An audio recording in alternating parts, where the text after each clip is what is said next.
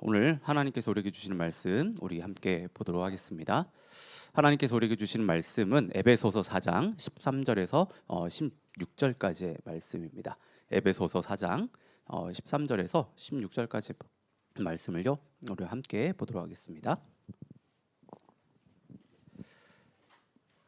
자, 우리 한 절씩 우리 번갈아가면서 읽도록 하겠는데요. 제가 먼저 13절 읽고요. 여러분들이 그 다음 절 읽고 그렇게 번갈아가면서 읽도록 하겠습니다. 제가 13절 읽습니다. 그리하여 우리 모두가 하나님의 아들을 믿는 일과 아는 일에 하나가 되고 온전한 사람이 되어서 그리스도의 충만하심의 경지에까지 다다르게 됩니다. 우리는 이 이상 더 어린 아이로 있어서는 안 됩니다. 우리는 인간의 속임수나 강교한 술수에 빠져서 온갖 교훈의 풍조에 흔들리거나 이리저리 밀려다니지 말아야 합니다. 우리는 사랑으로 진리를 말하고 살면서 모든 면에서 자라나서 머리가 되신 그리스도에게까지 다다라야 합니다. 온몸은 머리이신 그리스도께 속해 있으며 몸에 갖추어져 있는 각 마디를 통하여 연결되고 결합됩니다. 각 지체가 그 맡은 분량대로 활동함을 따라 몸이 자라나며 사랑 안에서 몸이 건설됩니다. 아멘. 새해가 밝았습니다. 우리 좌우에 계신 분들 또 앞뒤에 계신 분들 한번 인사하십시다. 새해 복 많이 받으십시오라고.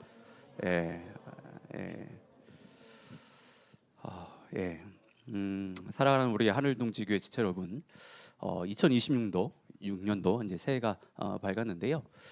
이 첫 예배 자리에 우리를 불러 주신 분은 하나님이십니다. 다들 믿으시죠? 올 한 해도 분명 하나님께서 우리와 함께 하실 것이고요. 또 분명 우리 교회 또한 하나님께서 또한 함께 하실 것입니다. 그리고 올 한 해 여러분의 삶 가운데 또 우리 교회 가운데 크고 놀라운 그 은혜들을 예비하시리라 저는 믿습니다. 올 한 해 정말 하나님 안에서 더 깊이 거하고 삶의 자리에서 하나님의 임재를 실제로 경험하는 우리가 모두가 되기를 진심으로 소망합니다. 여러분 앞에서도 우리 길조 형제가 좀 여러분들이 좀 물어보기도 했는데 저희 2026년도 저희 교회 표 다들 알고 계시죠? 함께 이제 고백을 했으니까 올해 표가 뭐라고 했죠? 작은 예수가 되라입니다.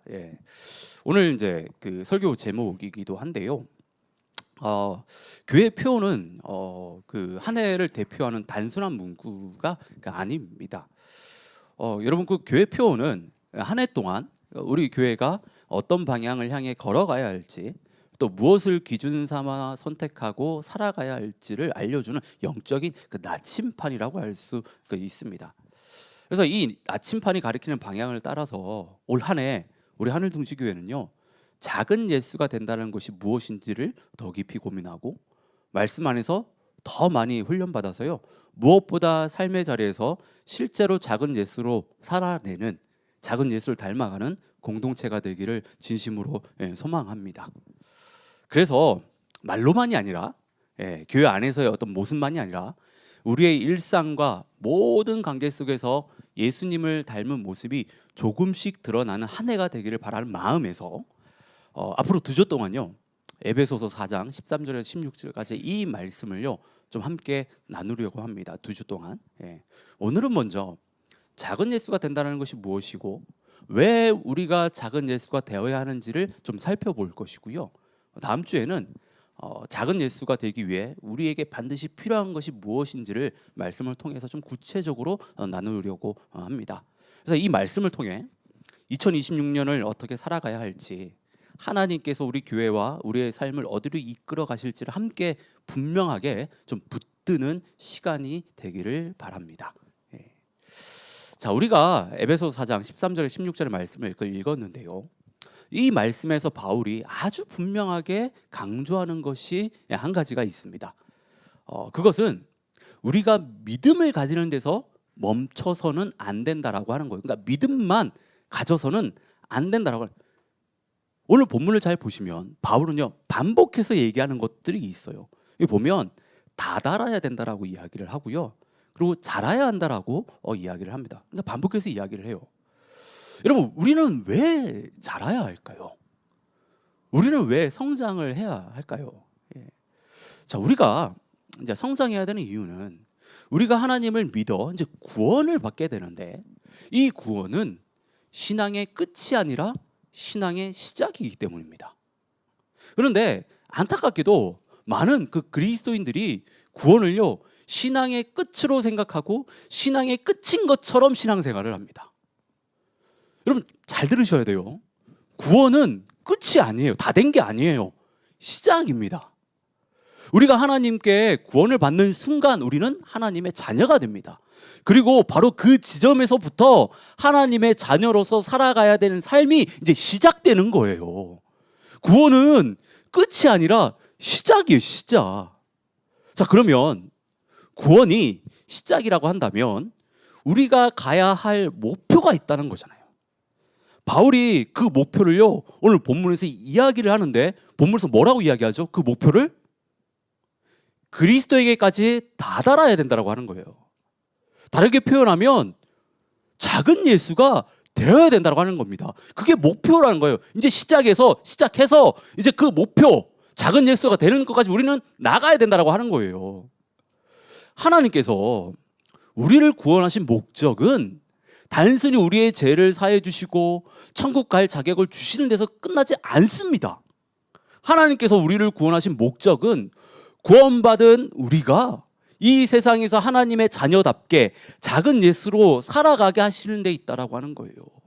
그래서 예수님께서 이 세상에 오셔서 하시는 일들을 보면요, 예수님의 사역은요 단지 우리를 구원하기 위해 십자가를 지시고 부활하시고 승천하신 것만 머물지 않습니다. 이 이야기만 성경에 기록되어 있지 않아요. 사복음서를 잘 보시면 예수님은요 이스라엘 온 지역을 다니시면서 죄인들을 용서하셨고 병든 자들을 고치셨고요, 가난하고 연약한 그 이웃들과 늘 함께 하시면서요 하나님의 나라에 대해서 가르치셨고 복음을 전하셨습니다. 여러분, 이 모든 예수님의 삶이 우리에게 전하는 메시지는 분명해요. 이게 구원받은 우리의 삶은 예배당 안에서만 예수 믿는 어떤 모습으로만 머무는 것이 아니라, 그게 끝이 아니라 가정, 학교, 직장, 교회, 우리의 모든 일상의 자리에서 예수님을 따라 예수님처럼 살아야 된다고 하는 거예요. 작은 예수가 되어서 살아야 된다고 하는 겁니다. 자, 그러면 14절을 보면 바울이 이런 이야기해요. 이 이상 더 어린아이로 있어서는 안 된다라고요. 바울이 여기서 말하는 그 어린아이는요, 실제 나이가 어리거나 아니면 신앙생활을 시작한 지 얼마 되지 않는 사람을 가리키는 것이 아니에요. 여기서 바울이 말하는 어린아이는요, 믿음은 있지만 아직 자라지 못한, 그러니까 영적으로 미성숙한 상태를 말하는 것인데, 바울은 더 이상 어린아이로 있으면 안 된다고 말하면서요 그 안 되는 이유를 이야기를 합니다. 성장해야 되잖아요. 그 성장해야 되는 이유를 이야기하는 거예요. 자, 우리가 어린아이로 영적으로 미성숙한 상태로 머물러 있으면 안 되는 이유는요, 어린아이들은요 잘 속아 넘어가요. 잘 속기 때문이에요. 어린아이 특징을 좀 잘 생각해 보십시오. 판단력이 부족하거든요. 감정에 쉽게 흔들리고 즉흥적으로 반응하고 눈앞에 보이는 것에 크게 영향을 받습니다. 그리고 자기중심적이에요. 그리고 멀리 내다보지 못합니다. 어떤 것에 그 안에 의미들을 발견하지 못해요. 그래서 누군가 마음 먹고 막 속이려고 하면요, 아이들 어때요? 잘 넘어가잖아요. 잘 속아 넘어갑니다. 그런데 우리가 살아봐서 알잖아요. 사람을 속일 때 뭐 대놓고 속이던가요? 대놓고 거짓말을 하는 경우가 있습니까? 거의 없잖아요.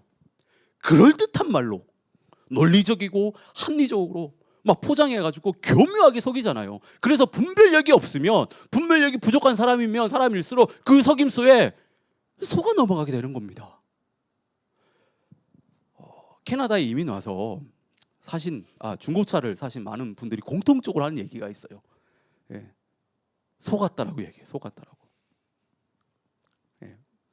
중고차 딜러가 온갖 감언 이설로 좋다고 이야기하고, 또 차가 겉보기에 보니까 또 그럴듯하게 보이니까 그냥 그 말에 홀라당 넘어가가지고 삽니다. 근데 얼마 지나지 않아서 여기저기 문제가 이제 드러나게 되죠. 그때서야 내가 속았구나. 그때 뭐 땅을 치면서 내가 그때 속았구나, 뭐 이런 이야기 해요. 속은 이유가 뭡니까? 차에 대해서 잘 모르니까. 그것에 대해서 준비가 되어 있지 않으니까, 다시 말해서요, 그 부분에 있어서 어린아이와 같으니까 속은 거예요. 근데 영적인 영역도 마찬가지입니다. 우리가 영적으로 성숙하지 못하면 거짓된 가르침과 왜곡된 메시지가 쉽게 넘어가요. 무엇이 진리이고 무엇이 아닌지를 구별을 못합니다. 더구나 요즘은 AI 시대잖아요. 이 기술이 발달될수록 진짜와 가짜 구분하는 것이 더 어려운 시대가 되었어요. 이럴 때일수록 우리가 해야 될 것은 영적으로 성숙해지는 거예요. 지식을 쌓고 막 이런 게 아니라 영적으로 성숙해지는 겁니다. 어린아이에서 청년으로 장년으로 성장하는 거예요. 그래야 거짓이 가득한 이 시대에서 우리가 분별하며 우리가 그것에 속지 않고 살아갈 수 있다라고 하는 겁니다. 자, 그리고 바울은 또 하나의 중요한 이유를 이야기하는데, 그것은 우리가 온갖 교훈의 풍조에 흔들리거나 이리저리 밀려다니지 않게 하기 위해서요. 그러니까 흔들리거나 밀려다닌다라고 하는 것은 이 두 표현은 매우 비슷하게 보이지만 지금 바울은 이것을요 구분해서 사용하고 있습니다. 그것은 영적 미성숙의 모습을 보다 잘 드러내기 위함이에요. 여러분, 이게 흔들린다라는 것은 어떤 상태를 이야기할까요? 흔들린다. 예. 흔들린다라고 하는 것은 무엇이 맞고 틀린지를 분명히 알지 못하는 상태입니다. 다시 말해서 생각과 기준이 없는 상태예요. 유튜브의 한 채널에서 막 A라는 것에 대해서 막 이야기하면 그래 맞는 것 같은데, 근데 또 다른 채널을 보니까 또 아니라고 이야기해. 그러니까 저것도 맞는 것 같아. 막 이런 거예요. 사실 우리 인간은 연약한 존재에게 흔들릴 수밖에 없어요. 문제는 흔들림 그 자체가 아니라 그 흔들림이 계속될 때면 계속해서 흔들리다 보면 어느 순간부터 모든 말이 그럴듯하게 다 들립니다.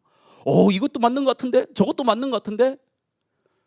그렇게 되면요, 마음속에 있는 그 기준이라든지 생각들이요 다 흐릿해지게 됩니다. 예. 그 결과 진리가 더 이상 삶의 우리의 어떤 그 기준이 되지 못하게 된다라고 하는 거예요. 이것이 바로 바울이 말하는 온갖 교훈의 풍조에 흔들리는 신앙이에요.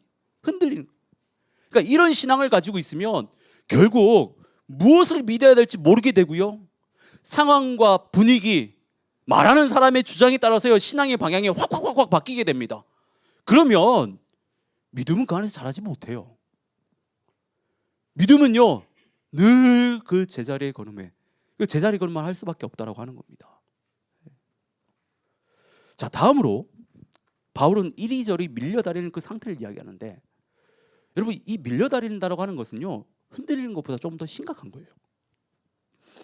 흔들리는 것이 어떤 기준의 문제라고 한다면, 밀려다니는 것은요 삶의 기준이 부재하거나 그러니까 없거나 기준이 무너진 것이 행동으로 나타나는 거예요. 행동으로. 기준이 없기 때문에 스스로 판단을 하지 못하거든요. 그러다 보니까 옆에 보면 상황이라든지 분위기라든지 뭐 이런 거에 막 끌려가지고 그냥 그렇게 사는 거예요. SNS를 한번 보십시오. 요즘 사람들이 뭘 유행이라고 하면요 다 따라합니다. 네. 그리고 요즘 뭐 나벤산에서 유명했던 핫했던 식당의 어떤 얘기들이 있었잖아요. 뭐 한 번씩 다 가보죠. 남들이 좋다고 하니까 막 그거 보여서 그냥 생각 다 가봅니다. 그리고 누가 유명한 관광지 다녀왔다고 하면 형편이 되지 않아도 꼭 가야 될 것만 같아. 나만 안 가면 뭔가 도태되는 것 같고 꼭 그렇게 한번 다녀와야 될 것 같아. 그래서 있는 들 없는 다 끌어모아서 또 갑니다. 근데 여러분, 이것을 단순히요 어떤 취향이라든지 유행의 문제로 보면 안 됩니다. 여러분, 밀려다닌다라고 하는 것은 삶의 방향을 내 스스로 결정하지 못하고 있다고 하는 신호예요. 내가 점점점 밀려다니고 있다라고 하면 지금 나는 나의 삶의 문제를, 나의 삶을 스스로 결정하지 못하고 있다라고 이야기하는 거예요. 바울은 이런 삶을 엔진 없는 배에 비유를 하는데, 엔진 없는 배는요 그냥 바람이 부는 대로, 물결이 치는 대로 움직일 수밖에 없어요. 마찬가지로 우리 삶도요, 기준이 없고 그 기준이 진리 위에 온전히 서 있지 않으면 우리는 세상에 떠밀려 살아갈 수밖에 없습니다. 그냥 세상이 이야기하는 대로, 세상이 좋다라고 이야기하는 대로, 주변에서 하는 대로 그렇게 우리는 살아갈 수밖에 없다라고 하는 거예요. 그런데 이런 삶은 하나님이 원하시지 않아요.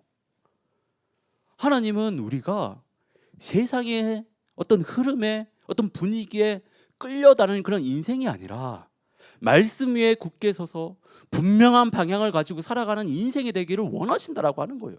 그래서 우리는 성장해야 되는 겁니다. 그래서 우리는 작은 예수가 되어야 된다고 하는 거예요. 자, 이제 15절을 좀 보도록 하겠는데, 14절이 우리가 왜 작은 예수로 자라야 되는지 그 이유를 보여줬다고 한다면, 15절은 우리가 실제로 작은 예수로 살아가고 있는지, 그리고 믿음 안에서 제대로 성장하고 있는지를 점검하게 하는 그 기준이라고 할 수 있습니다. 척도라고 할 수 있는 거예요. 바울은 그걸 지금 두 가지 이야기하거든요. 바울은 15절을 시작하면서 이런 이야기하죠. 사랑으로 진리를 말하라. 이 말은 단순히 진리를 이야기하는 것을 이야기하는 게 아닙니다. 진리를 말하되 사랑으로 해야 된다라고 하는 거예요. 지금 우리는 왜 사랑으로 진리를 이야기해야 될까요? 바울이 지금 사랑으로 진리를 이야기하라고. 우리는 왜 그래야 될까요? 그 이유는 사랑과 진리가 서로 분리될 수 없기 때문입니다. 사랑과 진리가 분리될 수가 없기 때문이에요. 사랑이 없는 진리는 오를 수는 있지만 사람을 살리지 못하고요, 오히려 상처를 남기기 쉽습니다. 반대로 진리가 없는 사랑은 따뜻해 보일 수는 있어도 삶의 방향을 제시하지 못하고 진정한 변화를 이끌어내지 못해요. 그래서 하나님은 우리에게 사랑만 이야기하지 않았어요. 반대로 진리만 말씀하지도 않았습니다. 사랑으로 진리를 말해야 된다고 이야기하는 거예요. 하나님께서 우리에게요, 진리를 주신 목적은요, 분명하거든요. 그것은 사람을 정죄하거나 어떤 성경적인 지시를 전달하기 위함이 아니에요. 진리를 주신 목적은 사람을 살리고 사람을 변화시키기 위함입니다. 사랑이 빠진 진리는요, 성경이 말하는 것처럼 울리는 꽹과리에 불과해요. 아무리 옳은 말이라도 사랑이 그 안에 담겨 있지 않으면 그 말은요, 사람의 마음에 다 와닿지 않습니다. 여러분, 진리는 사랑 안에서 전해질 때, 사랑으로 전해질 때 사람을 살릴 수 있고 사람을 세울 수 있어요. 사람을 변화시킬 수 있습니다. 예수님 한번 생각해 보십시오. 예수님 진리 그 자체셨잖아요. 그런데 결코 강압적으로 자신을 믿으라고, 자신의 말을 들어야 한다고 몰아세우지 않으셨습니다. 항상 영혼을 살리기 위해서, 그 영혼을 생각해서 사랑으로 진리를 이야기하셨다라고 하는 거예요. 그런데 우리가 삶에서 사랑으로 진리를 말하는 이 일이요, 쉽지 않아요. 일반적으로 우리는 참 바른 말 잘하죠. 예, 옳은 말 참 잘합니다. 예, 입 바른 소리 하는데 참 잘하잖아요, 우리. 예, 잘합니다. 근데 그 안에 사랑이 없는 경우가 너무 많아요. 그래서 특히 그리스도인들이 정말 용기 내서 진리를 말했음에도 불구하고 진리에 대한 어떤 선한 열매는 없고 오히려 사람들과의 관계에서 서먹함만 남고, 정말 용기 내가지고 진리를 이야기했는데 다른 사람과의 관계가 단절되는 이런 열매들만 있다라고 하는 거예요. 그것은 사랑으로 진리를 이야기하지 못했기 때문이에요. 그러니까 이런 이유들 때문에 어떤 사람들은요, 사랑이라는 이름으로 진리를 이야기하잖아요. 진리를 말하면 그 사람하고 관계가 불편하고 힘들어질까 봐. 그래서 그 사람이 반드시 들어야 되는 이야기가 있음에도 불구하고, 그 사람이 들어야 되는 그 진리가 있음에도 불구하고 그 말을요, 그 진리를요, 사랑이라고 하는 그 이름으로 삼켜버립니다. 그건 진짜 사랑이 아니에요. 그건 진짜 사랑이 아닙니다. 지금 바울이 지금 이 이야기하는 게 지금 이 두 가지 모습을 이야기하는 것은 이게 미성숙한 신앙인들의 모습이라고 하는 거예요. 어린아이들의 신앙의 모습이라고 하는 겁니다. 근데 하나님께서 우리에게 도전하고 있잖아요. 사랑으로 진리를 말하라고요.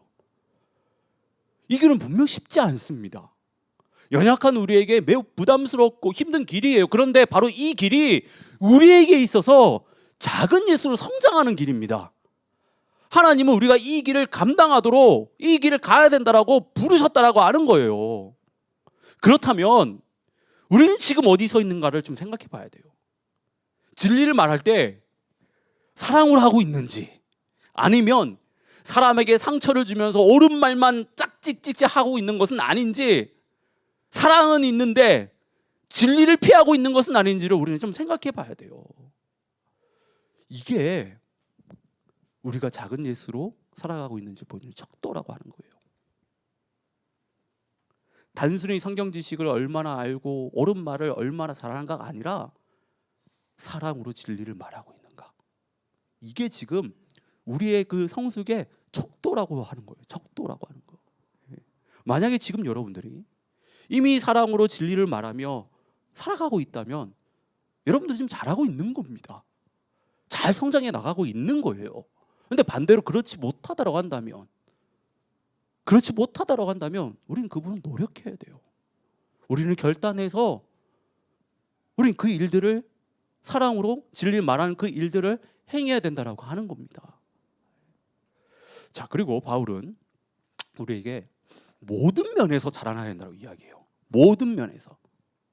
이 역시 우리가 얼마나 작은 예수로 성장하고 있는지를 보여주는 척도예요. 척도. 여러분, 운동선수들의 능력을 평가할 때 사용하는 그 레이더 차트라는 게 있습니다. 예를 들어 뭐 축구 선수를 평가한다고 했었을 때 한번 뭐 이런 거예요. 그러니까 뭐 공격력, 수비력, 스피드, 패스, 기술, 체력 막 이렇게 이 6가지 항목에 꼭지점을 두고 각각의 능력치를 이제 평가하는 겁니다. 그러니까 이 능력치가 크면 클수록 어떻게 되죠? 점점 이게 꽉 차게 되겠죠. 꽉 차게 되는 겁니다. 그러면 정육각형의 선수 막 해가지고 아주 뭐 뛰어난 선수로 이제 평가를 하게 되죠. 그런데 한 2가지라든지 3가지만 잘하게 된다면 뭐 기술과 체력, 패스는 뭐 한 50되고 나머지는 한 100 정도 된다면 이렇게만 차게 되겠죠. 그러면 사람들이 뭐라고 이야기하냐면 그 선수에 대해서 반쪽짜리 선수라고 얘기해요. 그리고 딴 거 다 못하는데 하나만 잘해. 그 사람을 그런 선수를 뭐라고 부르냐면 스페셜리스트라고 부릅니다. 이 개념을 작은 예수로 성장하는 것에 대해서 그대로 적용해 볼 수 있는데 한번 PPT 한번 보시면 이래요. 그러니까 제가 생각하는 예수로 작은 예수 성장하는 것에 있어서 어떤 항목들을 제가 이렇게 좀 뽑아봤을 때 이 6가지인 것 같아요. 제가 생각하는 거예요. 제가 생각하는 거.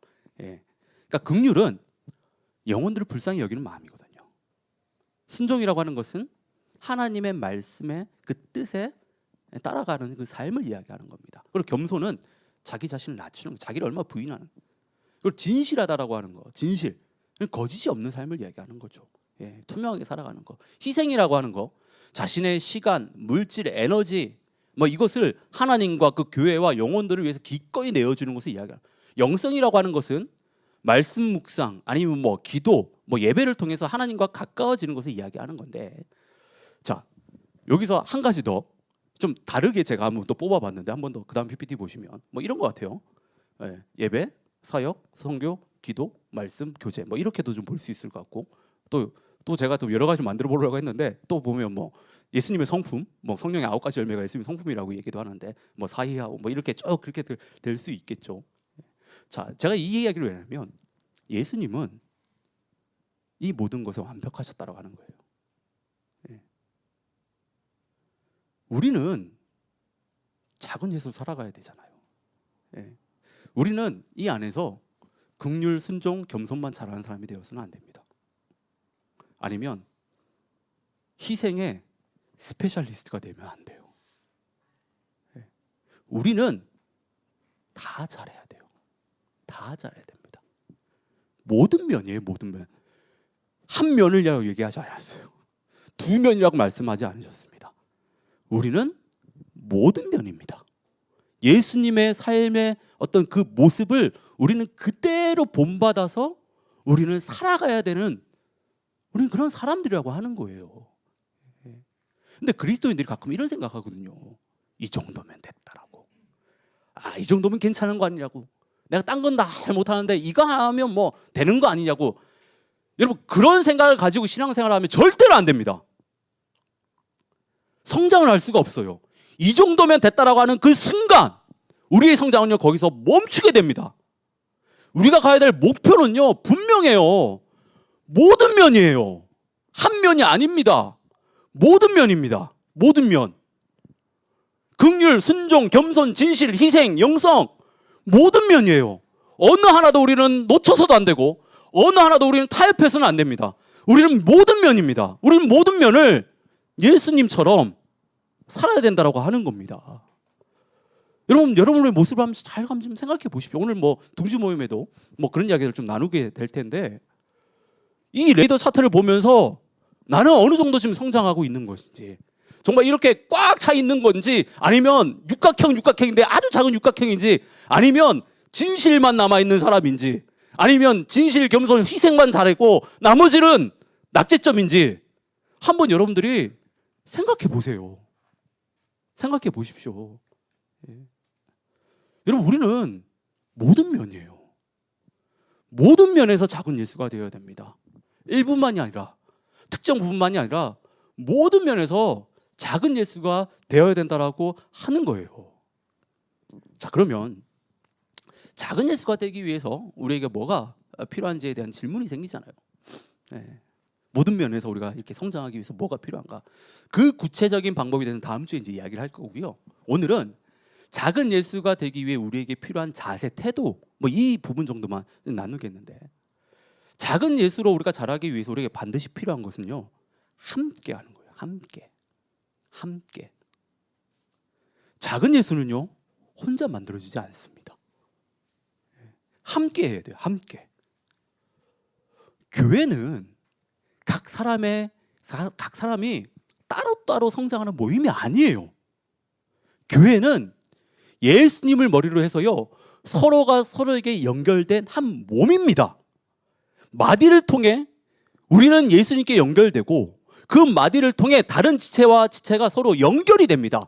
이 연결 안에서, 이 관계 안에서 우리는 비로소 작은 예수로 성장해 나간다라고 하는 거예요. 예수님께 연결되지 않고 우리는 결코 작은 예수 될 수 없어요. 그리고 지체와 연결되지 않는 그 신앙은요, 온전한 성장을 이뤄낼 수 없습니다. 각 지체가 하나님께서 주신 그 은사의 분량대로 자신의 자리에 맡겨진 그 역할을 충실히 감당할 때 몸이 건강하게 자라는 거예요. 근데 놀라운 사실은 몸의 성장은요, 언제나 함께 일어나요. 팔만 자라고 다리를 멈추는 법이 없습니다. 한 지체의 성장은요, 다른 지체의 성장을 이끌어냅니다. 그리고 한 지체의 성장은요, 공동체의 성장을 가져와요. 따라서 저를 포함해서 여러분 각자가 작은 예수 성장하고 그렇게 살아갈 때 옆에 있는 지체들 또한 함께 성장해요. 그리고 우리가 속한 이 하늘동지교회 역시 이 땅 가운데서 예수님의 성품과 사랑을 드러내는 작은 예수의 어떤 그런 공동체로 더욱더 세워지게 된다고 하는 거예요. 여러분, 우리 하늘동지교회는 아둘람 공동체라는 정체성을 가지고 있습니다. 다들 아시죠? 이 다윗의 시대에 아둘람 공동체로 모여든 사람들이 어떤 사람인지를 좀 떠올려 보면, 그들은요, 세상에서 실패하고 세상에서 상처받고 방황하며 삶의 의미를 잃어버린 그런 사람들이었어요. 앞으로 어떻게 살아야 될지 막막한 사람들이었습니다. 근데 우리도 다르지 않아요. 그래서 우리는 혼자가 아니라 반드시 함께 지어져 가야 되고 함께 성장해야 되는 겁니다. 함께. 그렇기 때문에 함께 가는 그 길이요, 때로는 좀 더딜 수도 있어요. 우리가 함께 가기 때문에. 함께 가야 하는 것 때문에 우리는요 모든 것이 완벽하지 않을 수 있습니다. 함께 가야 하는 것 때문에 우리는요 어쩌면 더 많이 기다려야 되고 더 많이 참아야 될지도 모릅니다. 그리고 함께 가야 되기 때문에 우리에게 무엇이 필요하면 무엇보다 하나님의 은혜가 필요하고 하나님의 사랑이 필요하다라고 하는 거예요. 여러분, 우리는 혼자 가는 공동체가 아니에요. 우리 아둘람 공동체는요 함께 가야 되는 공동체입니다. 함께 성장해야 되는 공동체입니다. 예. 여러분, 한 사람 한 사람이 작은 예수로 자라갈 때 옆에 있는 지체들이 함께 자라가야 돼요. 여러분들이 정말 믿음으로 영적인 성장을 이루어 나갈 때 우리 아둘람 공동체가 더욱더 아름답게 그렇게 세워질 수 있다라고 하는 거예요. 자, 이제 말씀을 좀 맺겠는데요. 여러분, 올 한 해 우리는 분명한 방향을 가지고 우리는 살아가야 돼요. 그 방향 뭐죠? 그 방향이 작은 예수가 되는 거예요. 작은 예수가. 예수님을 흉내내는 삶이 아니라 어제보다 조금 더 예수님을 닮아가는 삶. 혼자가 아니라 공동체 안에서 함께 자라가는 삶이에요. 올 한 해를 살아가면서 정말 말씀 안에서 어떤 관계 속에서 어떤 섬김과 사랑의 자리에서요 정말 조금씩 그리고 분명히 작은 예수로 성장해가는 저와 여러분들 되기를 진심으로 좀 축원합니다. 그래서 2026년도를 마무리할 때 2026년도를 마무리할 때 우리 각자의 우리 작은 예수 레이더 차트가 좀 꽉 차기를 진짜 소원합니다. 부족함이 없이 정말 균형도 잘 잡히고요 막 이렇게 꽉 차는, 결국에 그게 작은 예수가 되는 거잖아요. 그런 은혜가 저와 여러분 가운데 정말 충만하기를 진심으로 축원합니다. 우리 시간 오늘 하나님께서 우리